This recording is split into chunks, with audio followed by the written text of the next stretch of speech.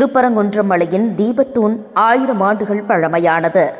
பழைய கல், சர்வே கல், புதிதாக வைத்த கல் என்று பலர் பல கதைகள் சொல்வார்கள்.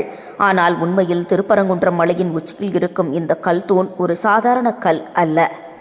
நாயக்கர் கால வேலைப்பாடுகளோடு 3 லிட்டர் எண்ணெய் ஊற்றக்கூடிய குழியோடு இருப்பதுதான் இந்த தூபத்தூண். இது தீபத்தூண், அதாவது பழங்காலத்தில் தீபம் ஏற்றி வழிபட்ட தூண். அந்த காலத்தில் மின்சாரமும் விளக்குகளும் இல்லாத போது இந்த மாதிரி கல் தூண்களின் மேல் குச்சி வடிவில் தீபம் ஏற்றி சின்னங்களை உள்ளே வைத்து மலையிலிருந்தே ஒளி ஏற்றப்பட்டதற்கு இது ஒரு சான்று. திருப்பரங்குன்றம் மலை சிவனுடைய புனித இடம் என்பதால் தீபம் ஏற்றும் வழிபாடு அங்கே பழமையான மரபாக இருந்ததற்கான ஆதாரம் இதுதான்.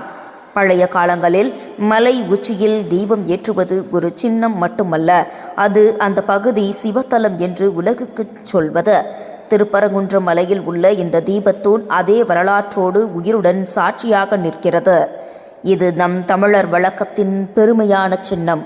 இது போன்ற பழங்கால கலாச்சாரம், வரலாறு, மரபை பாதுகாப்பது நம் மத உணர்வு மட்டுமில்லை, ஒவ்வொரு தமிழரின் கடமையும் கூட.